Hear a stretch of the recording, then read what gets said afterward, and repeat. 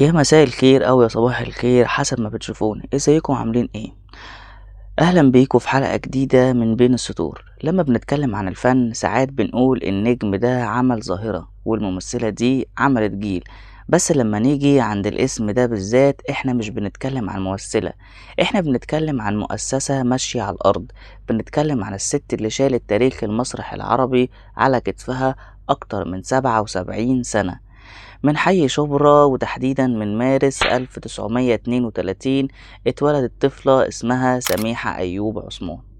طفلة ما كانش حد يتخيل إن اسمها ده هيتكتب بالحروف من ذهب على أفشات أعظم المسارح الوطن العربي، ولا إنها تكون صاحبة أسطول مسيرة فنية في تاريخ السينما المصرية والدراما العربية كلها. البنت دي بدأت بكدبة بيضة وهي عندها 15 سنة عشان تمثل، وانتهت بقلب سيدة المسرح العربي. النهاردة في ورق سينما هنفتح دفاتر القديمة، هنحكي عن الطفلة المتمردة، عن كواليس مسرحها، وعن قصص حبها وزواجها اللي اتجوزت 4 مرات من عمالقة الفن اللي غيروا مجرى حياتها تماما. ولو أول مرة تسمعنا اظبط المايك بتاعك، اعمل لايك المتين واشترك في القناة عشان نوصل لكل عشاق السينما، وركز معايا كويس جدا عشان هتسمع بودانك وتسرح معايا بخيالك. يلا بينا في بين السطور. هنا لكل حكاية عمق، نقرأ ما بين السطور في السيناريو، نبحث عن الشغف وعن سر الصورة، مجنون أفلام. الحكاية بدأت في أواخر الأربعينات. عيلة سميح أيوب كانت عيلة محافظة جدا، وفكرة إن بنتهم تدخل مجال التمثيل دي كانت شبه مستحيلة ومصيبة بنظر العيلة وقتها. بس سميحة كان جواها غول فني ملوش آخر، متمردة بالفطرة وهي عندها 15 سنة. بس في سنة 1947 قررت تدخل السينما من بوابة الفيلم اسمه المتشردة، وعشان تهرب من مراقبة أهلها غيرت اسمها وقالت لهم إنها رايحة تزور صاحبتها. الكذبة دي ما كملتش كتير والوالد عرف وكان هيحصل أزمة كبيرة جدا، بس البنت ما اعلنتش الاستسلام. سنة 1949 الأستاذ الكبير زكي طليمات أسس المعهد العالي للتمثيل. سميحة شافت إن المعهد ده هو طريق النجاح ليها، وهو الحتة الأكاديمية اللي هتنفع بيها أهلها، وإنها تقنع أهلها إنه هو مجرد معهد، إن التمثيل ده دراسة وفكرة مش مجرد تسلية. ودخلت المعهد وبقت تلميذة على إيد طليمات نفسه، وبقت تدرس بالنهار وبالليل وبتلف على البلاتوهات والمسارح.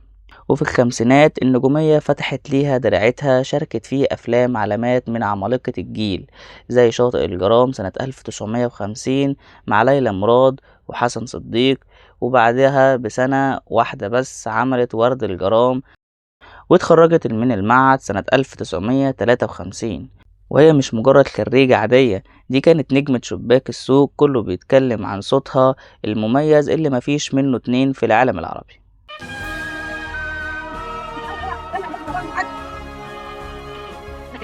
مش عايزين ازعل لما تبقى في البلد. خلاص بلاش حكاية المقاييس. وناكل منين يعني؟ وربنا يفتح حالك. يقدر مش حاجه.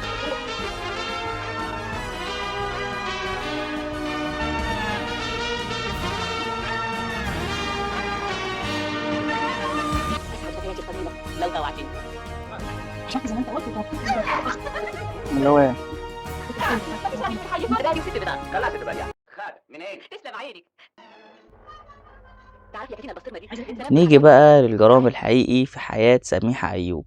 المسرح، السينما، التلفزيون يدوها شهرة وفلوس، بس المسرح لسميحة كان هو البيت، هو الهوى اللي بتتنفسه. انضمت للمسرح القومي المصري وبقت هي بطلته الأولى بلا منازع. قدمت على مدار تاريخه أكتر من 170 مسرحية. متخيل الرقم؟ 170 مرة تقف أمام الجمهور وجها لوجه. بتقدم روائع زي سكة السلامة، الأيدي الناعمة، بير السلم، ومسرح كليوباترا وغيرهم كتير. وعشان هي ما كانتش مجرد ممثلة بتقول كلمتين وتجري، دي كانت عقلية إدارية فذة. تولت إدارة المسرح الحديث في السبعينات، وبعدها بقت مديرة المسرح القومي المصري مرتين، من 1975 ل 1989. وفي الفترة دي المسرح القومي عاش العصر الذهبي بتاعه تحت قيادتها. كانت هي الأمر الناهي، هي اللي بتختار النصوص، تظبط المخرجين، تقف بنفسها على خشبة المسرح، تعلم الأجيال الجديدة. يعني هي الالتزام، يعني هي هيبة النص، هي الكل في الكل. وفي التلفزيون مين فينا ننسى مثلا دور أنيسة البكري في رائعة الضوء الشارد؟ مين ينسى وقفتها في أميرة في عابدين أو المصروية؟ الست دي كانت بتدخل العمل التلفزيوني تدي له تقل وهيبة كده وهيمنة مجرد إنها تظهر بس على الشاشة. حياة سميحة أيوب الشخصية كانت برضو فيلم سينمائي طويل. اتجوزت 4 مرات، وكل جوازة كانت حكاية لوحدها. الجوازة الأولى كانت وهي لسه بنت صغيرة عندها 15 سنة، اتجوزت الفنان الكبير محسن سرحان. الجوازة دي ما كملتش كتير بسبب غيرته الشديدة عليها ورغبته في إن هو تقعد في البيت، لكن الجوازة دي اثمرت على ابنها الأول محمود اللي توفى في حياتها وساب في قلبها جرح ما يتدواش. وبعدها دخل حياتها العملاق الأستاذ محمود مرسي، قصة حب فنية وعقلية من الطراز الأول. أنجبت منه ابنها التاني علاء، ورغم الانفصال فضل الاحترام المتبادل بينهم لآخر يوم في حياتهم. أما الجوازة التالتة فكانت حب العمر زي ما الناس بتقول أو الناس بتوصفه دايما الكاتب والمفكر الكبير سعد الدين وهبة.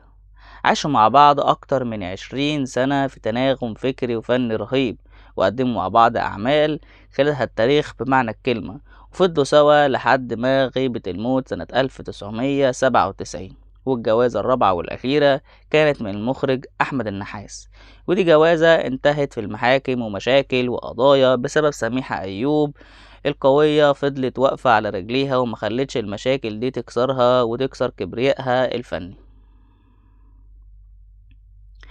وفي يوم الثلاثاء 3 يونيو سنة 2025 انطفت الشمعة الأخيرة في حياة سيدة المسرح العربي في شقتها بالزمالك. رحلة سميحة أيوب عن عمر يناهز 93 سنة سابت وراها 77 سنة من الفن النظيف والكفاح والالتزام. سابت فراغ في خشبة المسرح القومي مستحيل أي حد تاني يملاه ومستحيل أي حد ينساه. اتكرمت من رؤساء مصر واخرهم الرئيس عبد الفتاح السيسي، بس التكريم الحقيقي هو حب الناس واحترامها لست عاشت وماتت وهي شايلة اسم الفن المصري في اعلى مكانه. رحلة سميحة ايوب بس الست انيسة البكري لسه عايشة وسطنا، وسكة السلامة لسه مفتوحة في قلوبنا، وصوتها المميز لسه بيرن في ودن كل واحد بيعشق السينما والمسرح. دي كانت حكاية سيدة المسرح العربي بين السطور. شاركوني في التعليقات ايه اكتر دور بتحبوه للفنانة سميحة ايوب، ومين النجم اللي تحبوا تفتحوا دفاتر بتاعته الحلقة الجاية. ما تنسوش اللايك والشير والاشتراك عشان نكبر عيلتنا. كان معاكم محمد ممدوح، واستنوني في ورق سينما جديد في مجنون افلام. سلام. ورق سينما بين السطور حكاية بصوت محمد ممدوح مجنون أفلام.